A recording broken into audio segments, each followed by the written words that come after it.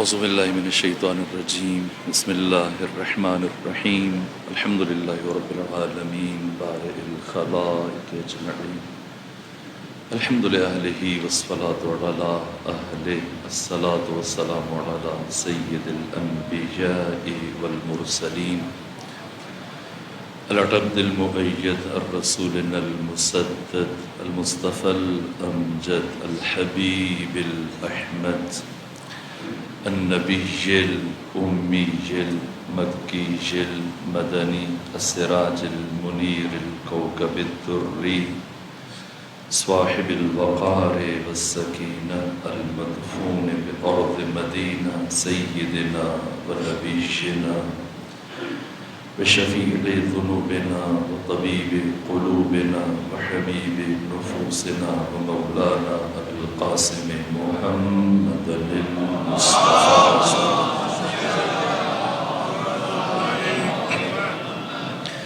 وأهل بيته الأطيبين الأطهرين الأنجبين المعصومين المظلومين ورحمة الله على أحبابهم وأصحابهم وشيرتهم ومحبيهم ومواليهم أجمعين ولعنة الله على أعدائهم ومنكري فضائلهم وغاصبي حقوقهم من جمع عداوتهم إلى الآن ومن الآن إلى قيام يوم الدين وبعد يوم الدين أما بعد فقد قال حق سبحانه في القرآن بسم الله الرحمن الرحيم وقضى ربك ألا تعبدوا إلا إياه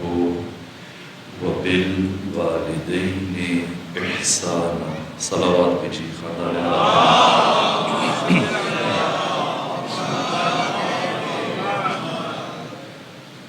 اس سے پہلے کہ اپنی گزارشات کا آغاز کروں اب تمام مومنین سے التماس ہے کہ خلیفہ سید حیدر مہدی صاحب اور خلیفہ سید حسن مہدی و جملہ مومنین مومنات شہداء اسلام ایسے افراد کی جن کا کوئی فاتحہ پڑھنے والا نہیں، ان سب کی درجات کی بلندی کے لیے اور ایصال ثواب کے لیے سورہ فاتحہ اور سورہ اخلاص پڑھ لیجیے۔ بسم اللہ۔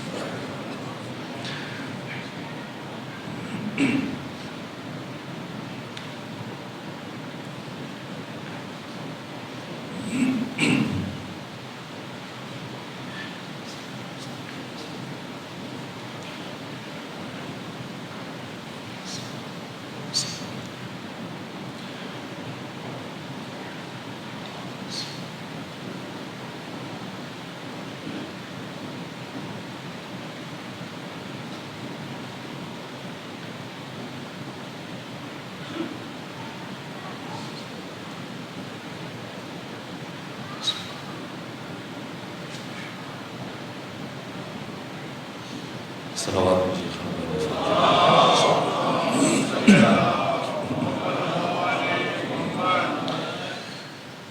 برادر عزیز جناب خلیفہ شبر مہدی اور کے بھائی جعفر مہدی کی پدر بزرگوار کی یہ برسی، اسی مناسبت سے میں قرآن اور احادیث معصومین کے تناظر میں والدین کا مقام، ان کی حرمت، ان کا شرف، ان کی فضیلت، ان کے حقوق اور دیگر چند پہلوؤں کی طرف اشارہ کرنے کی کوشش کروں گا جو ہم سب کے لیے، ہماری زندگیوں کی بنیادی اہمیت کا حامل موضوع ہے۔ میرے عزیزو، قرآن کوئی ضخیم کتاب نہیں ہے، ضخامت کے اعتبار سے قرآن ایک مختصر کتاب ہے۔ مختصر کتاب 6236 جملوں پر، آیتوں پر مشتمل۔ اس سے بڑی بڑی کتابیں ہمارے پاس بحار الانوار کی 110 جلدیں، اور آپ تاریخ ابن عساکر کو دیکھ لیجیے، اور ایسی 150-200 جلدوں پر مشتمل ضخامت کے اعتبار سے ایک مختصر کتاب ہے۔ اور قرآن حکیم نے جزیات کو بیان نہیں کیا، اصول بیان کی، قوانین بیان کی، ضابطے بیان کی، بلکہ اس سے بھی بالاتر قرآن حکیم نے جوامع الکلم کو بیان کیا، کہ جن سے پھر لاتعداد قوانین اور اصول استنباط ہوتے ہیں اور استخراج ہوتے ہیں۔ اہم ترین موضوعات کو قرآن نے آیت کے ایک حصے میں بیان کیا، ایک ٹکڑے میں بیان کیا، اور پھر پلٹ کر دوبارہ پورے قرآن مجید میں اس سے متعلق دوبارہ گفتگو نہیں کی۔ یہ قرآن کا مزاج ہے۔ لیکن اس بات کے باوجود چند ایک موضوعات ایسے ہیں جنہیں قرآن نے بار بار بیان کیا اور کثرت سے بیان کیا، اور ان چند ایک موضوعات میں سے ایک اہم ترین موضوع والدین کا مقام، ان کی عزت، ان کی حرمت، ان کا شرف اور ان کے حقوق اور ان کی عظمت۔ جو انبیاء کی دعائیں ہیں والدین سے متعلق، جناب یحییٰ ہیں، جناب عیسیٰ ہیں، جناب نوح ہیں، جناب اسماعیل ہیں، دیگر انبیاء والدین سے متعلق، ان سے علاوہ 14 مقامات پر اللہ نے مستقل طور پر والدین سے متعلق گفتگو کی، اور 14 میں سے 4 مقامات وہ ہیں جہاں اللہ نے اپنی توحید کے اعلان کے فوراً بعد والدین کے مقام اور شرف کو بیان کیا بلا فاصلہ، جن میں سے ایک اہم ترین مقام سورہ بارکہ بنی اسرائیل کی آیت نمبر 23 اور آیت نمبر 24 ہے۔ آپ ان 2 آیتوں کے الفاظ دیکھیے، ان کا اسلوب، طرز بیان، لفظوں کا چناؤ، آغاز، انجام، کیا فیصلہ کن لب و لہجہ ہے خدا سبحان کا۔ وَقَضَىٰ رَبُّكَ، تمہارے رب کا یہ حتمی فیصلہ ہے جس پہ نظر ثانی کی گنجائش نہیں۔ اللہ تعبدو، کہ تم کسی کی عبادت نہ کرو، الا ایاہ، سوائے اس کے، اور فوراً بات کیا فرمایا، وَبِالْوَالِدَيْنِ احسانا، اور والدین کے ساتھ احسان کرو۔ یہ احسان اردو زبان والا نہیں ہے، عربی میں احسان سے مراد ہر نیکی کو احسان نہیں کہا جاتا۔ اس کے 8 ارکان ہیں جنہیں صاحب تفسیر کبیر امام فخر الدین رازی، آیت اللہ جوادی عاملی، دیگر مفسرین نے بیان کیا الگ الگ۔ پہلا رکن یہ ہے کہ اس نیکی کی انجام دہی کے لیے متکلم کو کہنا نہ پڑے۔ مثلا اگر مجھے پیاس لگی اور میں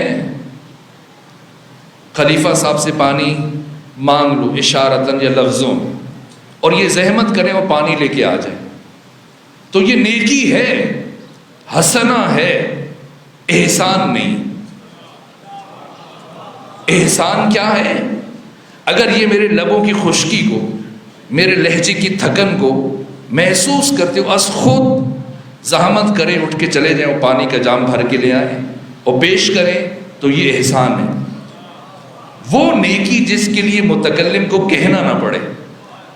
پروردگار اولاد کو والدین کے ساتھ حسنہ کا، نیکی کا حکم نہیں دے رہا، احسان، یعنی کبھی بھی والدین کو اپنی حاجت اور ضرورت اپنی زبان پر نہ لانی پڑے، بن کہے، ان کے کہنے سے پہلے اس درجہ تم ان کی ضروریات کی طرف متوجہ رہو کہ ان کے کہنے سے پہلے انجام دو۔ یہ پہلا رکن ہے۔ اور دوسرا رکن احسان کا کہ اسے مباشرتاً انجام دیا جائے، کسی کو وسیلہ اختیار نہ کیا جائے۔ مثلا میں سید صاحب سے اگر مجھے ان کو احساس ہو کہ مجھے پانی چاہیے، لیکن خود اٹھنے کے بجائے ساتھ والے کسی عزیز کو زحمت دیں کہ جاؤ جا کے پانی لے، اور وہ لے کے آئے اور پیش کریں تو یہ احسان نہیں ہے۔ احسان وہ نیکی جسے اپنے ہاتھ سے براہ راست انجام دیا جائے۔ اگر باپ تھکا ہے، ماں خستہ ہے اور ضرورت ہے کہ ان کی خدمت کی جائے، مثلا پاؤں دبائے جائیں، اور انسان خود ان کے پاؤں دبانے کے بجائے اپنے ملازم سے کہہ دے، حتیٰ بیٹے سے کہہ دے، اور وہ یہ کام کرے، تب بھی یہ احسان نہیں۔ احسان جسے مباشرتاً انجام دیا جائے، اسے کم سمجھا جائے، اس کی انجام دہی میں جلدی کی جائے۔ دیگر ارکان وَبِالْوَالِدَيْنِ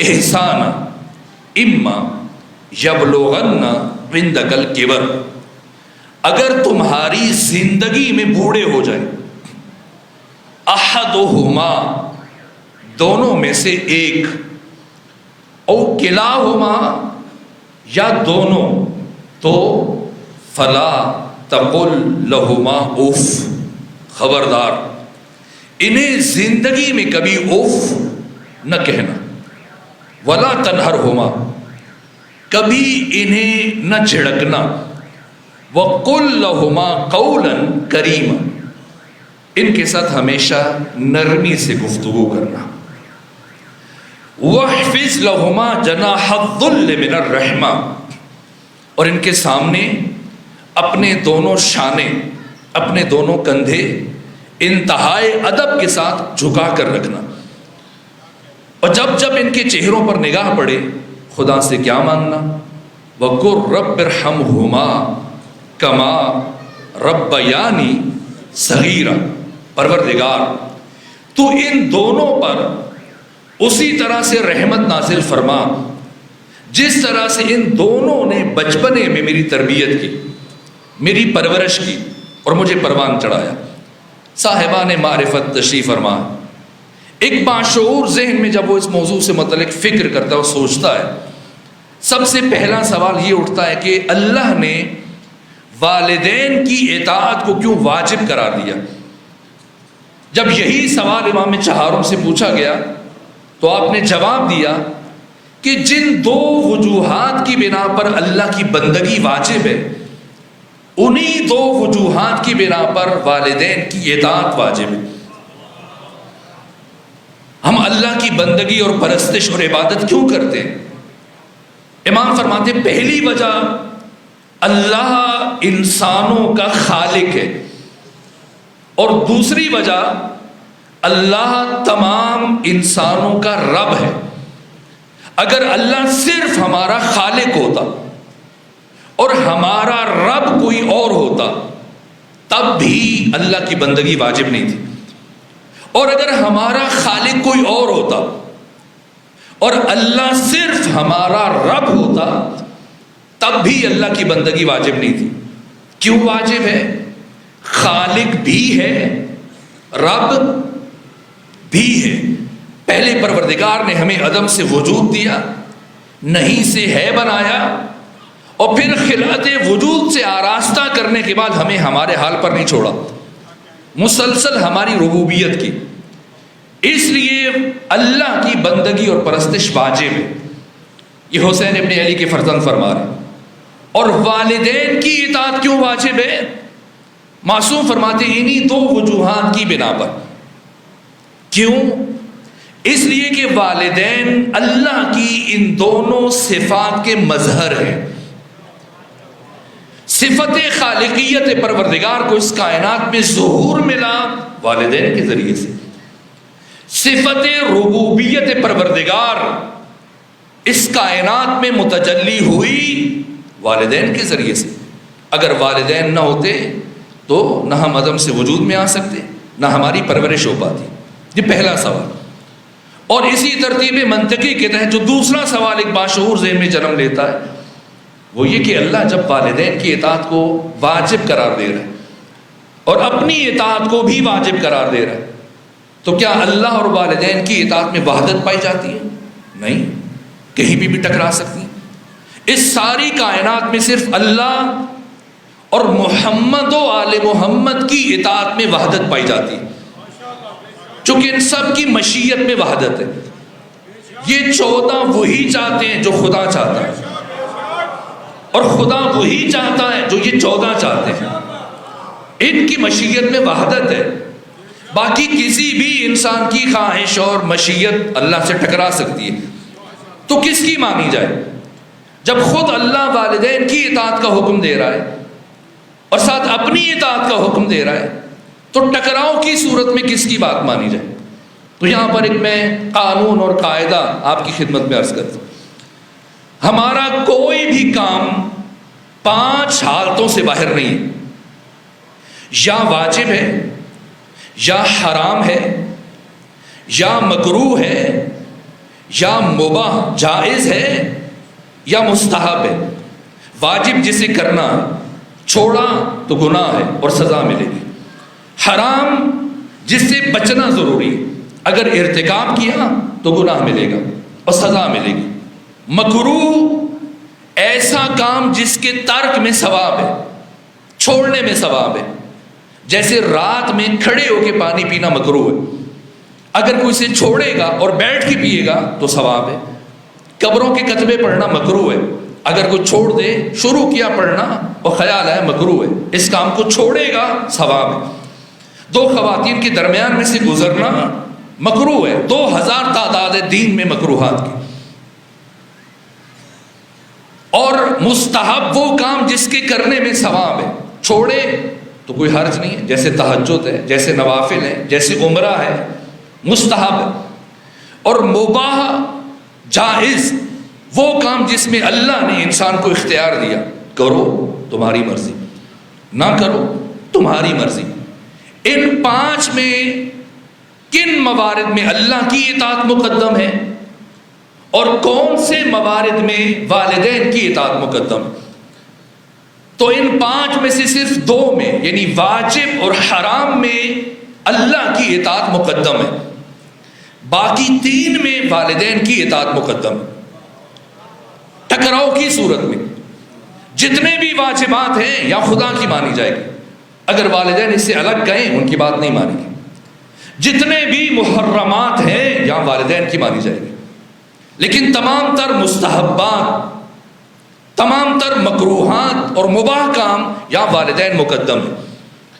مثلا نماز پڑھنا واجب ہے، اگر والدین نماز سے روک دے کہ نہیں پڑھنی ہے، ظہر، عصر، مغرب، عشاء، تو ان کی نہیں مانیں گے. کیوں؟ واجب میں اللہ مقدم ہے. لیکن مسجد میں جا کر نماز پڑھنا واجب نہیں ہے، مستحب ہے. اگر والدین یہ منع کریں کہ مسجد میں جا کے نماز نہ پڑھنا، اب اگر یہ ثواب کے لالچ میں مسجد میں جا کے نماز پڑھے گا تو اس کی نماز اس کے منہ پہ مار دی جائے گی، اللہ کی بارگاہ میں قبول نہیں. نماز پڑھنا واجب ہے، لیکن اول وقت میں نماز پڑھنا واجب نہیں. اگر انسان وضو کرے، جائے نماز بچھائے، اب آپ کے جاؤ پہلے بازار سے میرے لیے فلاں چیز لے کے آ جاؤ، اور اب اگر کہے کہ نہیں اول وقت نکل جائے گا تو پہلے نماز پڑھ لوں پھر جاتا ہوں، اب اگر یہ نماز پڑھے گا تو اس کی نماز اللہ کی بارگاہ میں قبول نہیں. نماز پڑھنا واجب ہے، جماعت کے ساتھ پڑھنا واجب نہیں، مستحب ہے. اگر والدین منع کر دیں، ماں روک دے کہ نہیں مولانا کے پیچھے نہ پڑھو، فرادہ پڑھو، اب اگر یہ جماعت کے ساتھ نماز پڑھے گا، اس کی نماز ہرگز اللہ کی بارگاہ میں قبول نہیں کی جائے گی. تمام تر مستحبات، تمام تر مکروہات اور تمام تر مباح اور جائز امور میں والدین کی اطاعت مقدم ہے. اور اب تیسری بات یہ تو ہے اگر اللہ اور والدین کی اطاعت ٹکرا جائے. اگر والدین کی بات آپس میں ٹکرا جائے تو کس کی مانیں، باپ کی یا ماں کی؟ تو یہاں پر دین نے 4 امتیاز باپ کو دیے، اس میں ماں شامل نہیں. اور ایک حق اور ایک امتیاز اللہ نے ماں کو دیا، اس میں باپ شامل نہیں. پہلا حق جو خاص ہے باپ کے ساتھ، وہ باپ کو اپنی اولاد کے شخصی گھر میں داخل ہونے کے لیے اولاد کی اجازت نہیں چاہیے، لیکن ماں کو اجازت چاہیے. دوسرا فرق، باپ اپنی اولاد کے اموال میں تصرف کر سکتا ہے، اگر اجازت کے بغیر اٹھائے تب بھی قرض کے زمرے میں جائے گا زیادہ سے زیادہ، لیکن چوری کے زمرے میں نہیں جائے گا. لیکن ماں کو شریعت نے یہ حق نہیں دیا. اور تیسرا فرق، باپ کی قضا نمازیں اور قضا روزے یہ تمام فقہا کے نزدیک بڑے بیٹے پر واجب ہے. لیکن ماں کی قضا نمازیں اور روزے یہ چند ایک دو فقہا ہیں جنہوں نے اب فتویٰ دیا واجب نہیں، جیسے آقا خامنہ ای، ان کے علاوہ آج تک کسی نے فتویٰ نہیں دیا، واجب نہیں۔ اور چوتھا فرق، باپ کو اپنی اولاد کے اوپر حق کی ولایت حاصل ہے، لیکن ماں کو یہ حق حاصل نہیں ہے۔ آج کل ہمارے معاشرے میں اس طرح کے محاورے استعمال کرتے، بھائی میاں بیوی راضی تو کیا کرے گا قاضی؟ بھائی لڑکی راضی ہے، لڑکا راضی ہے، دونوں یونیورسٹی میں پڑھ رہے ہیں، آفس میں کولیگ ہیں، طے کر لیا شادی کریں، کورٹ میرج کر لیتے ہیں۔ جیسے ابھی کراچی سے ایک بچی آپ کے شہر لاہور میں یا گرد و نواح سے کسی نے لڑکے نے شادی کر لی اور ایک میڈیا پہ شور ہے۔ اس طرح کی شادی کی شرعی حیثیت کیا ہے اگر باپ راضی نہیں؟ فرض کر لیجیے لڑکی خود راضی ہے، لڑکا بھی راضی ہے، لڑکی کی ماں وہ بھی راضی ہے، تمام بہنیں، بھائی، چچا، تایا، ماموں، خالائیں، نانی، نانا، سارے رشتہ دار راضی ہیں، اور پرائم منسٹر یا چیف منسٹر یا پریزیڈنٹ یہ حکم جاری کرے کہ ان کا نکاح ہو جائے، اور قاضی القضات چیف جسٹس فیصلہ سنائے عدالت عظمیٰ سے کس لڑکی کا نکاح ہونا چاہیے، اور پاکستان کا مفتی اعظم اٹھے اس لڑکی اور لڑکے کا نکاح پڑھا دے، اگر باپ کی اجازت نہیں ہے لڑکی کے پاس تو اس نکاح کی شرعی حیثیت کیا ہے؟ اس کی شرعی حیثیت یہ ہے کہ اس نکاح نامے کو اٹھا کر ردی کی ٹوکری میں پھینک دے، اس سے زیادہ اس کی کوئی حیثیت نہیں۔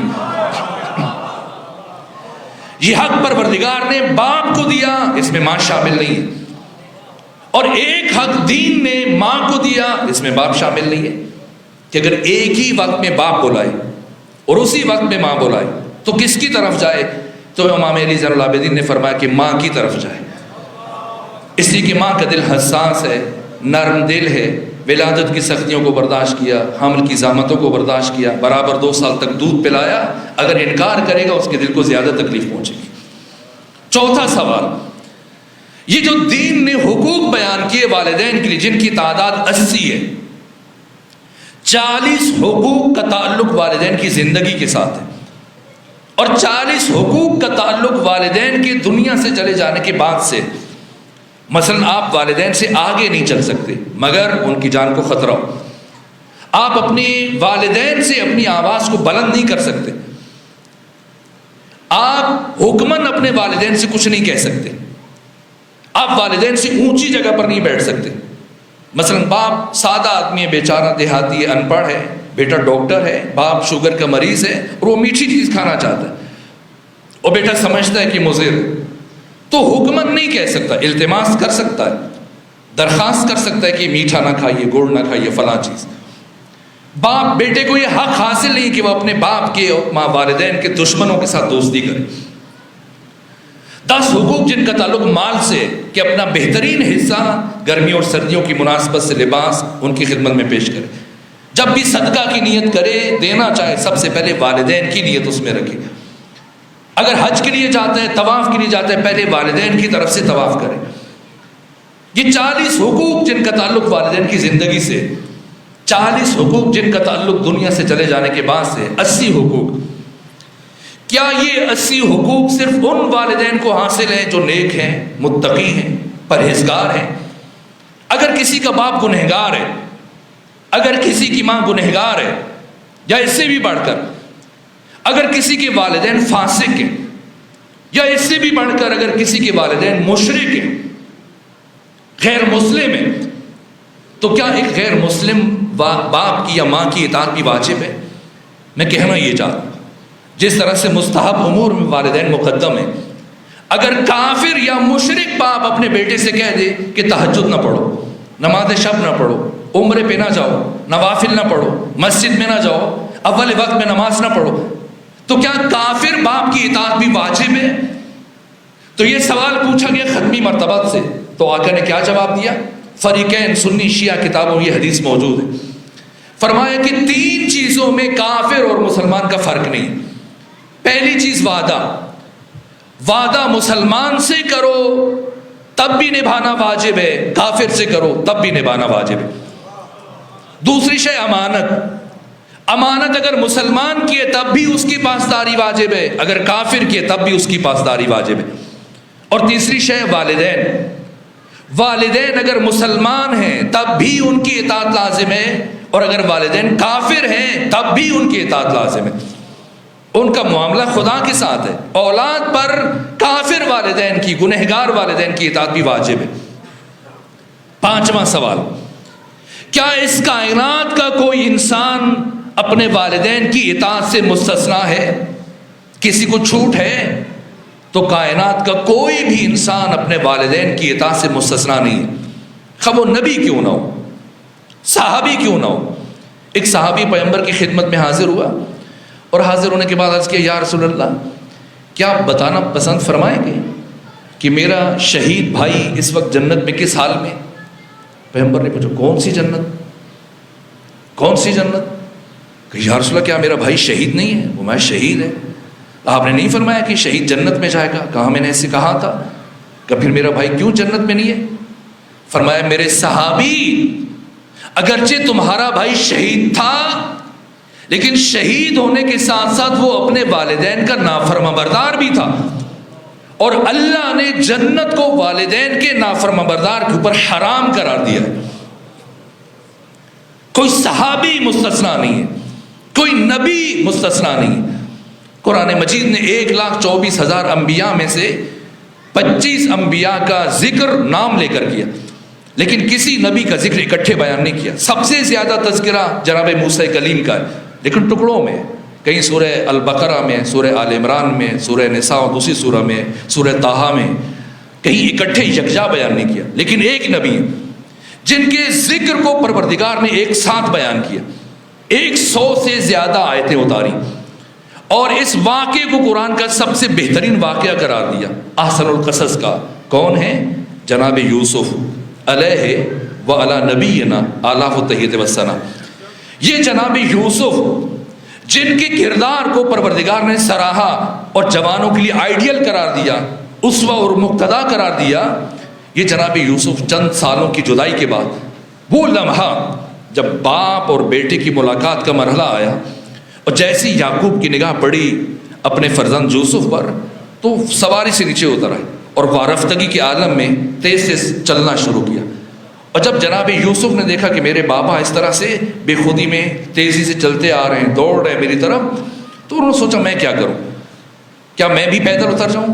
پھر سوچا میرے ساتھ عمائدین سلطنت ہیں، حکومتی پروٹوکول ہے، گورنر ہیں، خواص ہیں، سردار ہیں، تو پیدل چل کے میں کون سا جلدی پہنچ جاؤں گا، تو بہتر یہ ہے کہ حکومتی آداب کی رعایت کرتے ہوئے، نہ تکبر کی وجہ سے، تو میں سوار ہو کے جاؤں۔ تھوڑا سا سوار ہو کے چلے، لیکن انہیں احساس ہوا کہ نہیں، مناسب نہیں کہ باپ پیدل چلے اور اس طرح سے دوڑے اور میں سوار ہو کے جاؤں۔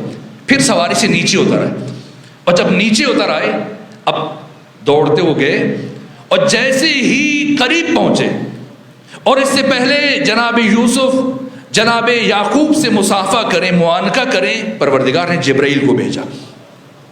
جبرائیل آئے، یوسف کو سلام کیا اور کہا، اے یوسف اپنا دایاں ہاتھ کھولیے۔ یوسف نے اپنا داہنا ہاتھ کھولا تو ایک نور ساطع ہوا، آسمان کی طرف بلند ہوا۔ تعجب سے پوچھا، اے جبرائیل کہ کیسا نور تھا؟ کہ یہ نور نبوت تھا۔ اللہ نے نور نبوت کو آپ کے صلب سے واپس لے لیا۔ اب آپ خود تو نبی ہوں گے، لیکن آپ کی نسل اور آپ کی اولاد میں کوئی نبی نہیں آئے گا۔ کہ کیوں، کیا ہوا؟ کہ آپ سے ترک اولا سرزد ہوا۔ کہ کیسا ترک اولا؟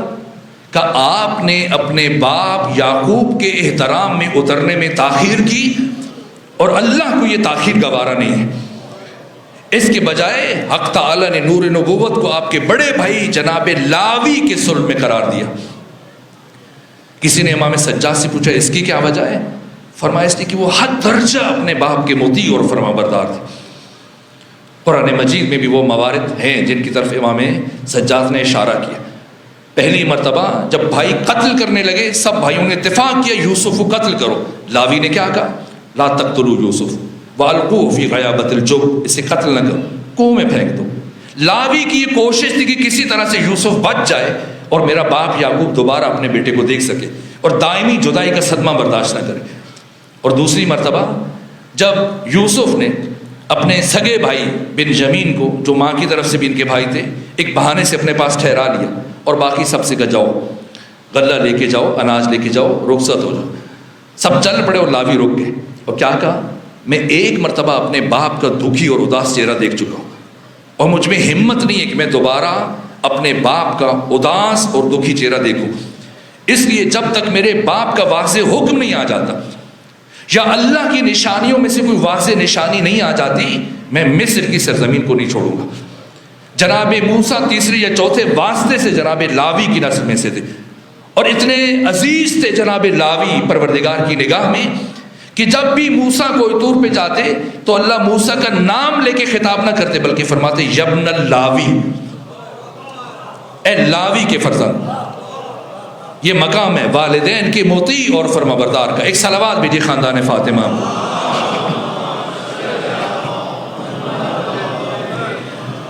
میرے عزیزو، ہماری زندگیوں میں بہت سارے کام ایسے ہیں، اچھے یا برے، جن کی جزا اور سزا اللہ ہمیں آخرت میں دے گا۔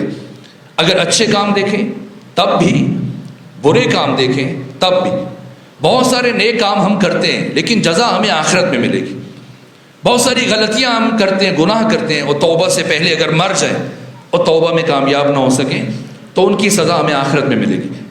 لیکن کچھ اچھے کام ایسے ہیں اور کچھ برے کام ایسے ہیں جن کی جزا اور سزا اللہ اسی دنیا میں ہمیں دیتا ہے، اور وہ عمل جس کی جزا اور سزا اللہ سب سے پہلے انسان کو دیتا ہے اور بہت کم فاصلے زمانے کے ساتھ دیتا ہے، وہ ایک طرف والدین کی اطاعت ہے اور دوسری طرف ان کی نافرمانبرداری۔ والدین کے مطیع کو اور فرمانبردار کو اللہ اسی دنیا میں جزا دیتا ہے۔ قرآن کا سب سے بڑا سورہ کون سا ہے؟ سورہ البقرہ۔ اب دیکھیں ہمارے پاس 3 آیتوں پہ سورہ مکمل ہو جاتا ہے، جیسے سورہ کوثر دیکھ لیجیے۔ قرآن کا طویل ترین سورہ جو 2.5 پاروں پر مشتمل ہے، سورہ بقرہ۔ اور عجیب یہ ہے کہ امام علامہ جلال الدین سیوطی نے الاتقان میں لکھا، استاد ہادی معرفت نے لکھا کہ یہ نام توقیفی ہے، یہ جو اس سورہ کا نام ہے یہ خود خدا نے رکھا ہے، ایسا نہیں ختمی مرتبت نے رکھا ہو یا کسی مفسر نے یا علوم قرآن کی کسی ماہر نے رکھا ہو۔ سورہ فاتحہ کے ہمارے پاس کم سے کم 25 نام ہے، خود مفسرین نے بھی رکھے ہیں نام، لیکن سورہ البقرہ کا ایک ہی نام ہے اور وہ خود خدا نے رکھا۔ اور 8ویں امام سے جن کے ایام ولادت بھی ہیں، ایک صحابی نے پوچھا فرزند رسول کیا وجہ ہے اللہ نے قرآن کے سب سے بڑے سورہ کا نام البقرہ رکھا؟ اب فرض کر لیجیے اگر قرآن آپ کی اردو زبان میں ہوتا تو اس دوسرے سورہ کا نام کیا ہوتا؟ گائے۔ اور آپ اگر کسی کی حماقت کو بیان کرنا چاہیں اپنی زندگیوں میں کس جانور سے مثال دیتے ہیں؟ فلاں تو گائے ہے۔ اور اللہ نے سب سے بڑے سورہ کا نام گائے رکھا، درحالی کہ دسیوں انبیاء کے واقعات اور بڑی بڑی باتیں اور مثالیں اور واقعات جہاں موجود ہیں، لیکن جب نام رکھا تو گائے۔ تو سوچنے والے تھے صحابی، پوچھا 8ویں امام سے فرزند رسول کیا وجہ ہے اللہ نے قرآن کے سب سے بڑے سورہ کا نام گائے رکھا؟ کہا اس لیے تاکہ جو بھی اس سورہ کو پڑھے اس کے ذہن میں والدین کی عظمت اور مقام روشن ہو جائے۔ کیسے؟ بنی اسرائیل میں سے ایک جوان تھا، تجارت کرتا تھا اور حد درجہ اپنے والدین کا مطیع اور فرمانبردار تھا۔ تو ایک مرتبہ اس نے کسی کے ساتھ معاملہ کیا، اب جنس لینی ہے اور رقم دینی ہے اور اسے فائدہ تھا، لیکن جب رقم دینے کی نوبت آئی تو یہ آیا اور صندوق سے رقم اٹھانے کے لیے، تو صندوق کی چابی باپ کی جیب میں تھی یا تکیے کے نیچے تھی، لیکن باپ سو رہا تھا۔ سوچا کیا کرے، باپ کو جگائے یا جن سے معاملہ کیا ان سے معذرت کر لے۔ تو سوچا مال دنیا ہے پھر مل جائے گا، تو اس مال دنیا کے لیے باپ کا آرام خراب کروں مناسب نہیں۔ گیا ان سے عذر خواہی کی، اور جب باپ جاگا اور اسے پتہ چلا کہ بیٹے نے میرے احترام کا اتنا خیال رکھا، خوش ہوا، دعا دی۔ اور میں نے پڑھا ہے لوگ پیروں کے پاس جاتے ہیں، علماء کے پاس جاتے ہیں، مجتہدین کے پاس جاتے ہیں، گاڑیوں کے پیچھے لکھتے ہیں ماں کی دعا جنت کی ہوا، لیکن جتنی روایات کا میں نے مطالعہ کیا، سب سے زیادہ جس انسان کی دعا دوسرے انسان کے حق میں قبول ہوتی ہے وہ باپ کی دعا اولاد کے حق میں۔ سنی شیعہ روایات کے مطالعے کے بعد پوری ذمہ داری سے یہ بات عرض کروں، باقی انسانوں کے درجات بعد میں، لیکن سب سے پہلے جس انسان کی دعا قبول ہوتی ہے وہ باپ کی دعا اولاد کے حق میں. دعا بھی دی اور ایک گائے تحفے میں دے دی، یہ رکھ. اور اب جانتے ہیں سورہ بنی اسرائیل میں ایک واقعہ بھی قرآن نے بیان کیا. کیا ہوا کہ ایک شخص نے اپنے چچا زاد بھائی کو آدھی رات میں قتل کر دیا، کیونکہ اس کی منگیتر سے خود شادی کرنا چاہ رہا تھا، تو اسے راستے سے ہٹانے کے لیے آدھی رات کو اپنے غلام کے ساتھ مل کے قتل کیا. اور قتل کرنے کے بعد اس کی لاش کو گھسیٹتے ہوئے ایک اور شخص کے دروازے پر پھینک دیا لے جا کر، یہ تاثر دینے کے لیے کہ اس شخص کا قاتل یہ ہے، نہ کسی اور نے قتل کیا. اور جب صبح ہوئی، چہل پہل شروع ہوئی، لوگ چلنا شروع ہوئے، دیکھا لاش پڑی ہے، تو اب چیمیں گوئیاں شروع ہو گئی، قاتل کون ہے. یہاں تک کہ اب رفتہ رفتہ بات بڑی، کوئی کہتا ہے یہ قاتل ہے، کوئی دوسرا. اور بنی اسرائیل نے تلواریں نکال لی اور اس لڑائی جھگڑے میں 3 سے 4 افراد قتل ہو گئے. اور اب بنی اسرائیل کے اکابرین کا ایک وفد پہنچا موسیٰ کلیم کی بارگاہ میں کہ نبی خدا آپ فیصلہ دیجیے، اگر آپ نے فیصلہ نہ دیا تو ہمیں خون ریزی کا خدشہ ہے، ڈر ہے کہ ہمارے بھی جنگ چھڑ جائے گی، تو آپ بتا دیجیے قاتل کون ہے تاکہ مسئلہ حل ہو جائے.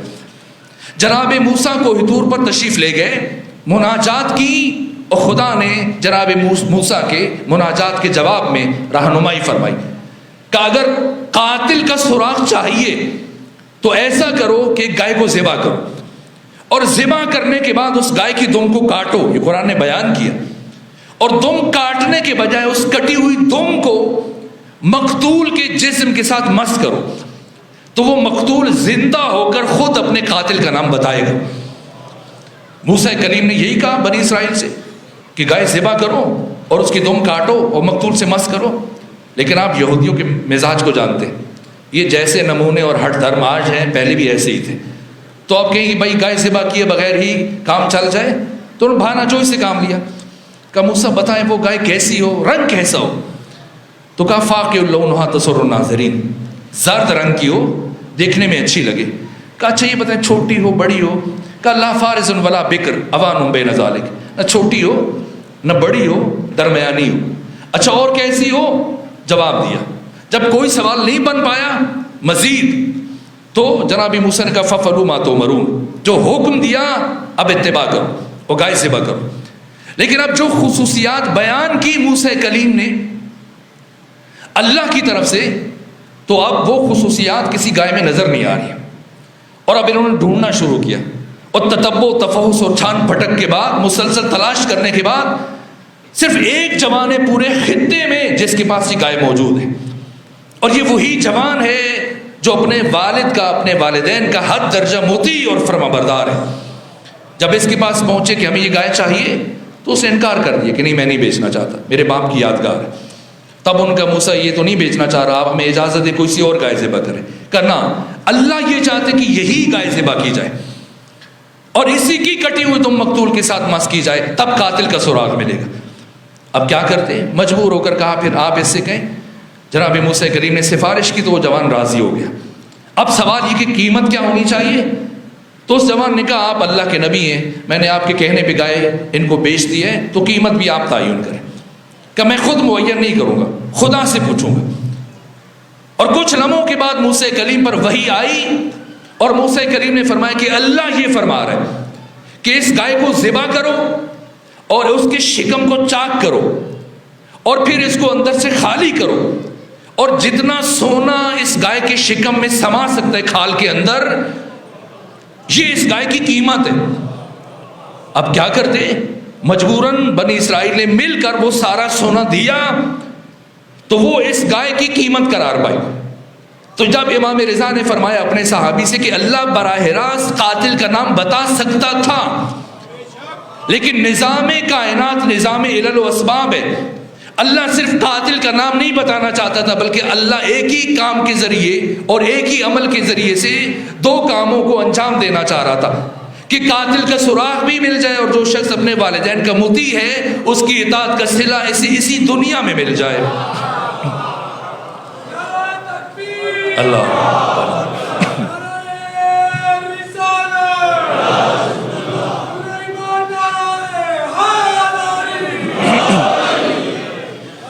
تو یہ ایک پہلو ہے.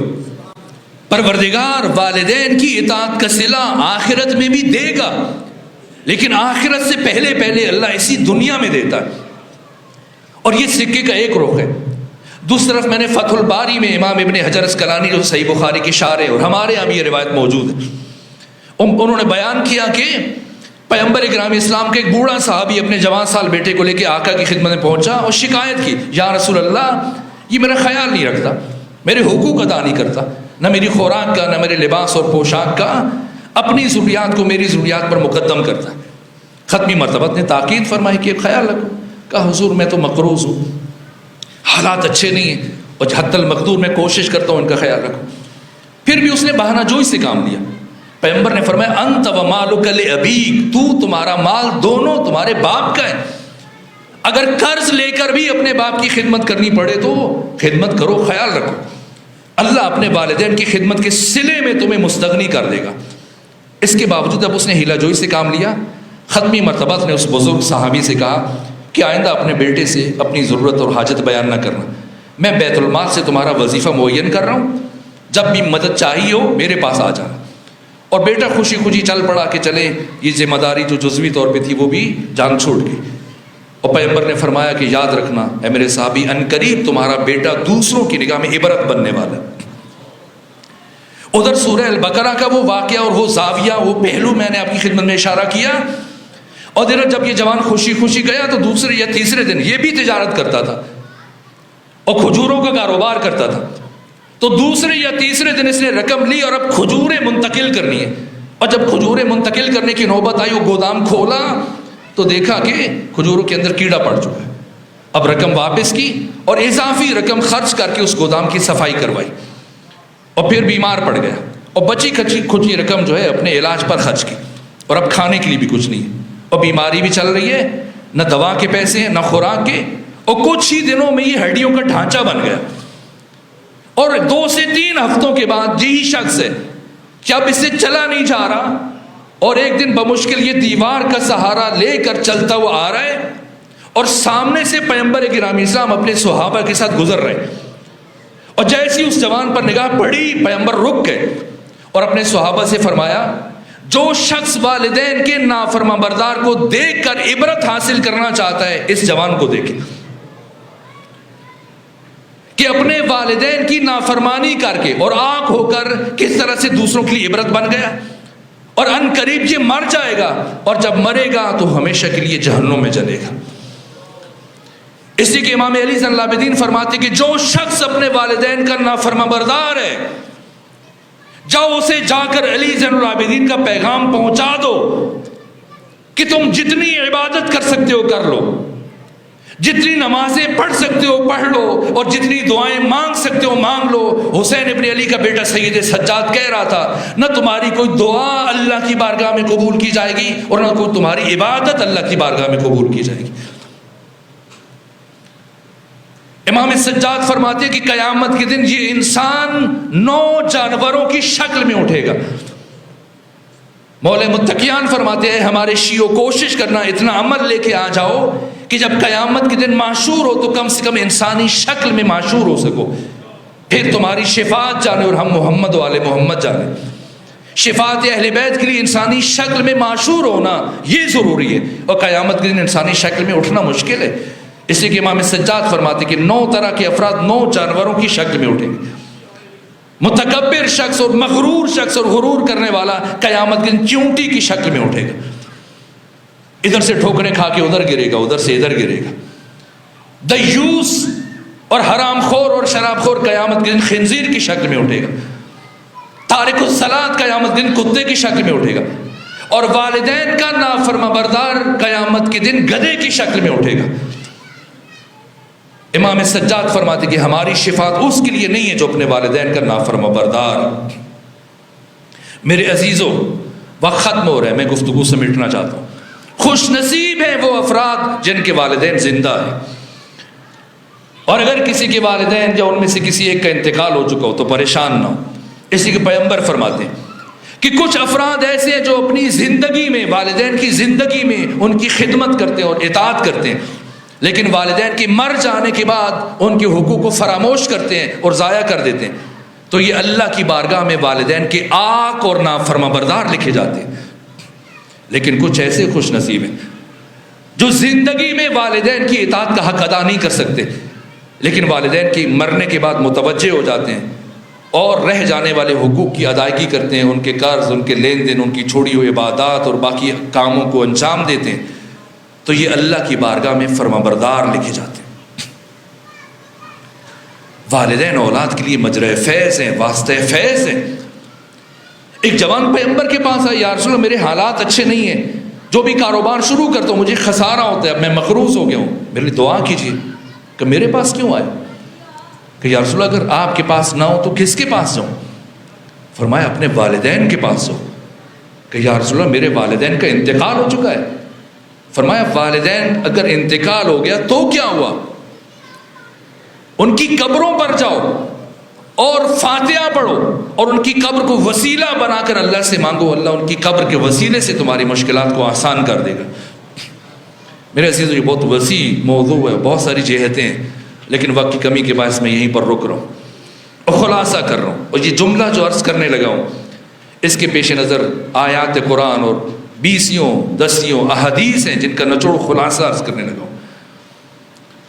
اگر کوئی جوان یا مومن چاہتا ہے کہ اس کی زندگی میں خوشی ہو، اس کی زندگی میں لذت ہو، اس کی زندگی میں برکت ہو، اگر چاہتے اس کے رزق میں برکت ہو، اگر چاہتے اس کی اولاد اس کی مطیع اور فرمانبردار رہے، اگر چاہتے کہ اسے اچانک حادثاتی موت نہ آئے، اگر چاہتے کہ مرنے سے پہلے اسے توبہ کی توفیق حاصل ہو جائے، اگر چاہتے کہ سکرات موت کی سختیوں سے بچے، اگر چاہتا ہے کہ قبر میں پریشانی اور شرمندگی سے بچے، اگر چاہتا ہے کہ میدان معاشر میں محمد و آل محمد کی شفاعت نصیب ہو، اگر چاہتا ہے کہ جنت میں انبیاء خدا کی ہمسائیگی کا شرف حاصل ہو، تو اس کے لیے سب سے بڑا عمل اور سب سے بڑا نسخہ والدین کی اطاعت اور والدین کی فرمانبرداری ہے۔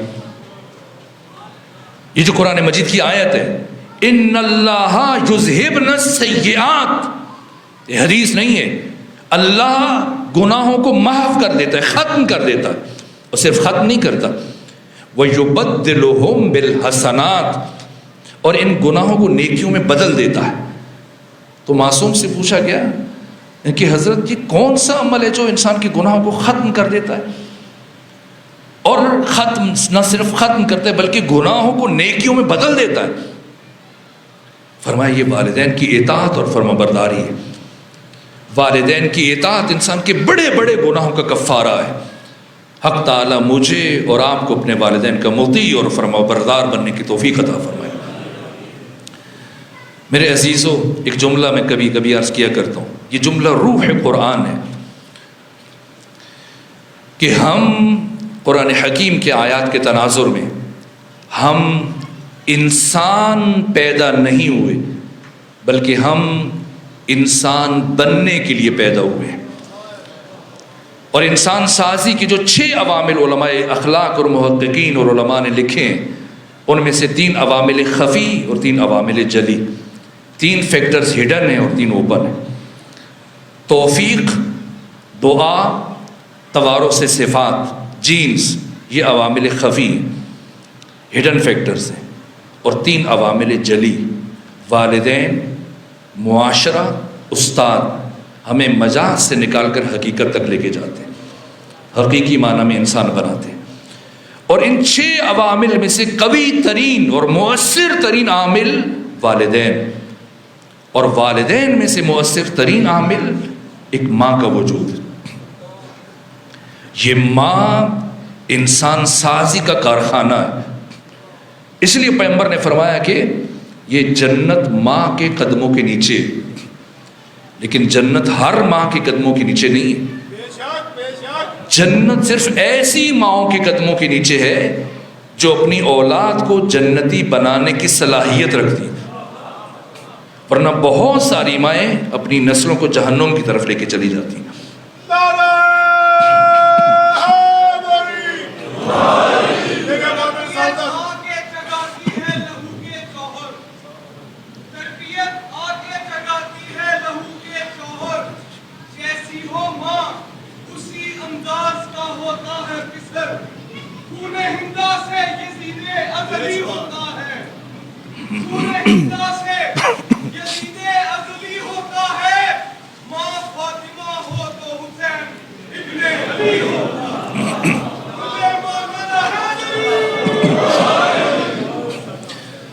اگر ماں میسونہ ہو تو بیٹا یزید بنتا ہے، اور ماں فاطمہ زہرا ہو تو بیٹا حسین ابن علی بنتا ہے۔ خوبصورت پیغام تھا جو انہوں نے دیا۔ تاریخ انسانی میں جو بڑی بڑی شخصیتیں، اگر ان کی عظمت و کمال کا راز کوئی دریافت کرنا چاہے تو سب سے بڑا فیکٹر اور سب سے بڑا عامل ایک ماں کا وجود ہے۔ تاریخ انسانی میں کچھ شخصیتیں ایسی ہیں جو بشر کے لیے قیامت تک کے لیے ناقابل فراموش ہے، اور ان برجستہ ترین شخصیات میں سے ایک عظیم شخصیت حضرت ابو الفضل العباس ہے۔ قیامت تک انسان آپ کی شخصیت کو فراموش نہیں کر پائے گا۔ آپ جانتے ہیں کہ کتنی زبانوں میں اور کتنے مذاہب میں آپ سے متعلق آراء اور کتب لکھی جا رہی ہیں۔ ابھی حال ہی میں اس کتاب کو جتنی پذیرائی ملی، 550 صفحات پر مشتمل ایک عیسائی خاتون غیر مسلم نے حضرت ابو الفضل العباس کی عظمت پر ایک عظیم کتاب لکھی ہے۔ اس کے علاوہ جس طرح سے آپ کی شخصیت کو مقالات میں اور مختلف حوالوں سے بیان کیا جاتا ہے، وجود مبارک سیدنا حضرت ابو الفضل العباس کسی فرقے یا گروہ کی میراث نہیں ہے۔ ابو الفضل العباس سرمایہ بشریت ہے۔ علامہ تقی جعفری فرماتے ہیں کہ 8500 سالہ انسانی تاریخ میں اب تک 21 تہذیبیں اور 21 تمدن گزر چکے، لیکن ہر انسانی تہذیب میں کچھ قدریں، کچھ ویلیوز ہیں۔ ضروری نہیں کہ ایک قدر اگر ایک تہذیب کی یہاں اہمیت رکھتی ہے تو دوسری انسانی تہذیب بھی اسے اتنی ہی اہمیت دے، لیکن ایک قدر اور ویلیو وہ ہے جسے ہر عصر میں ہر انسانی تہذیب نے اور ہر انسانی تمدن نے سب سے زیادہ پسند کیا، اور اس قدر کا نام ہے وفا، اور اس کائنات میں وفا کی معراج کا نام ہے ابو الفضل العباس۔ قیامت تک آنے والا انسان فخر کر سکتا ہے کہ میں اس زمین پر زندگی گزار رہا ہوں جس زمین پر کبھی ابو الفضل العباس کے قدم پڑ چکے ہیں۔ ہمسایہ ملک سے ایک ہندو شاعر نے یہ کلام کہا ہے جہاں میں اس قدر مخمور غم عباس کا، اور نقش سجدہ بن گیا ہے ہر قدم عباس کا، اور بدعتیں کہہ کر مسلمان جب الگ ہو جائیں گے ہندو ہو کر ہم اٹھائیں گے علم عباس کا۔ یہ عباس کون ہے جن پر بشریت کو ناز ہے؟ کیا عباس اس لیے عباس بنے کہ علی کے بیٹے ہیں؟ علی کے تو 18 بیٹے ہیں، جناب عباس، امام حسن، امام حسین کے علاوہ بہت سارے فرزندان کے شاید ہمیں نام بھی یاد نہ ہو، لیکن کون ہے جو عباس کو نہیں جانتا؟ تو عباس بننے کے لیے علی جیسا باپ ہونا کافی نہیں ہے، ام البنین جیسی ماں بھی ہونی چاہیے۔ علی خود باب مدینۃ العلم ہے، آپ سے بڑھ کے کون جان سکتا ہے، وارث منبر سلونی ہے۔ لیکن ہم تک اس پیغام کو پہنچانے کے لیے اپنے بڑے بھائی کو بلایا کہ جناب عقیل آپ ماہر علم انساب عرب ہیں، جائیں ڈھونڈیں دنیا عرب سے ایسا شجاع خاندان جس سے ایسی خاتون میسر آئے جو کربلا میں میرے حسین کی فوج کا علمبردار دے سکے۔ جناب عقیل کہاں پہنچے؟ قبیلہ بنی کلاب کے سردار جناب حزام کے پاس۔ گفتگو شروع ہوئی، اور جب جناب عقیل نے اپنے آنے کی غایت بیان کی تو جناب حزام اٹھ کے کھڑے ہو گئے۔ میں اتنا خوش نصیب کہ میری بیٹی داماد رسول کی زوجہ بن سکے، مجھے قبول ہے۔ تو عقیل نے کہا کہ میرے بھائی علی کی طرف سے شرط ہے کہ صرف آپ کی اجازت کافی نہیں ہے، بیٹی سے بھی استفسار کیا جائے، اگر وہ راضی ہوگی تب عقد ہوگا۔ اب جناب حزام نے اپنی زوجہ کو بیٹی کے پاس بھیجا کہ علی ابن ابی طالب کی طرف سے خاصداری کا پیغام آیا، آپ کا کیا جواب ہے؟ تو کیا جواب دیا؟ کہ مجھے نہیں معلوم کہ مجھے کیا کہنا چاہیے، میں صرف اتنا جانتی ہوں کہ رات جب میں سو رہی تھی تو میں نے عالم خواب میں انتہائی نورانی چہرے والی ایک بی بی کو دیکھا، اور انہوں نے اپنا تعارف کرواتے ہوئے فرمایا کہ میں تمہارے نبی کی بیٹی فاطمہ زہرا ہوں۔ اور انہوں نے میری پیشانی کا بوسہ لے کے مجھ سے فرمایا ام البنین تمہیں مبارک ہو کہ ان قریب تم میرے بیٹے عباس کی ماں بننے والی. یہاں تک کہ عقد ہوا ام البنین کا مولا متقیان کے ساتھ. اور وہ دن آیا جس دن جناب ابو الفضل عباس کی ولادت ہوئی، اور مولا متقیان نے اپنے ہاتھوں پہ اٹھا کر داہنے کان میں آذان کہی، بائیں کان میں اقامت کہی، وہ کچھ دعائیں پڑھی، اور ثانی زہرا آگے بڑھی اور کہا بابا اب کچھ لمحوں کے لیے میرے بھائی عباس کو میرے ہاتھوں پہ رکھ دیجیے. ثانی زہرا نے عباس کو اٹھایا، پیار کیا، پھر بلند کیا اور کان میں کچھ جملے گئے اور دوبارہ سے اپنے بابا کی گود میں رکھ دیا. اور امیر المومنین نے استفسار کیا بیٹی زینب آپ نے اپنے بھیا عباس کے کان میں کیا کہا؟ کہا بابا میں اپنی ماں فاطمہ زہرا کی وصیت پر عمل کر رہی تھی. ماں فاطمہ زہرا نے مجھ سے کہا تھا اے بیٹی زینب جب تمہارا بھائی عباس دنیا میں آ جائے تو اسے گود میں اٹھا کر میرا سلام کہنا ماں فاطمہ زہرا تجھے سلام کہتی تھی. میرے عزیزو بہت عجیب تعلق ہے جناب ابو الفضل عباس کا اور جناب سیدہ زہرا کا. یہاں تک کہ زخمی حالت میں اپنی زندگی کے آخری دنوں میں اس بی بی نے ایک کرتا تیار کیا. کس کے لیے؟ جس کی ابھی ولادت نہیں ہوئی. کون؟ ابو الفضل عباس. اور بس ایک آخری روایت جو کہ وقت ختم ہوا، مختصر روایت پڑھوں. میں نے روایتوں میں دیکھا کہ ایک دن مولا متقیان جب اپنے گھر میں داخل ہوئے تو ام البنین پریشانی کے عالم میں گھر کے سین میں چل رہی تھی. مولا متقیان نے سلام کیا، استفسار کیا کہ ام البنین آپ کیوں مضطرب ہیں، کیوں بے چین ہیں؟ جواب دیا آقا بہت وقت گزر گیا، عباس گھر سے باہر، ممکن ہو تو آپ انہیں تلاش کر کے لے آئیے. کہا عباس چھوٹے نہیں ہیں، خود واپس آ جائیں گے. کہا آقا میں حاسدین مدینہ سے ڈرتی ہوں کہ کوئی میرے بیٹے عباس کو نقصان نہ پہنچا دے. اگر آپ کے لیے باعث زحمت نہ ہو تو آپ عباس کو تلاش کر کے لے آئیے. ام البنین کی خواہش کے احترام میں علی چلے. کہاں پہنچے؟ جنت البقیع،